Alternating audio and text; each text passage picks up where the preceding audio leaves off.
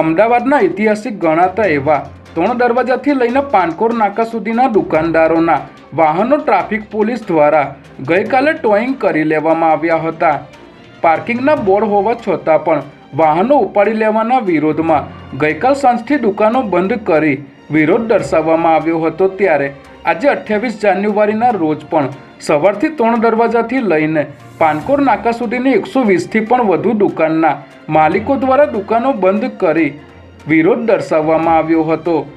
વેપારી એસોસિએશનના આગેવાન દ્વારા આજે ટ્રાફિક ડીસીપીને મળીને આ મામલે રજૂઆત કરવામાં આવી હતી।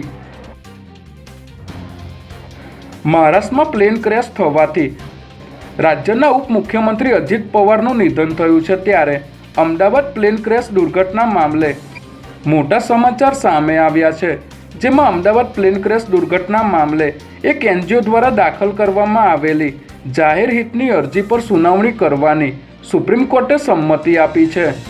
12 જૂને થયેલા એર ઇન્ડિયા વિમાન દુર્ઘટનાની સત્તાવાર તપાસમાં નાગરિકોના જીવનના અધિકાર, સમાનતાના અધિકાર અને મૌલિક અધિકારનું ઉલ્લંઘન કરવામાં આવ્યું હોવા બાબતે અરજી કરવામાં આવી છે, જેને સાંભળવા માટે સુપ્રીમ કોર્ટે સંમતિ આપી દીધી છે। વિવિધ જિલ્લાઓમાં નાયબ મામલતદાર અને રેવન્યુ તલાટી તરીકે ફરજ બજાવતા કર્મચારીઓની બદલી કરવામાં આવી છે, જેમાં વિવિધ કચેરીઓમાં ફરજ બજાવતા 145 નાયબ મામલતદાર અને 207 રેવન્યુ તલાટીની જિલ્લા ફેરબદલીના આદેશ કરવામાં આવ્યા છે।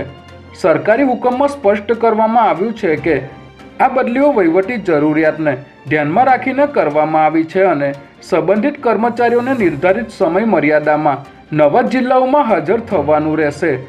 સાથે જ ફેરબદલી પામનાર કર્મચારીઓ દ્વારા કોઈપણ પ્રકારની રજૂઆત કે અપીલ માન્ય રહેશે નહીં તેવો પણ આ હુકમમાં ઉલ્લેખ કરવામાં આવ્યો છે।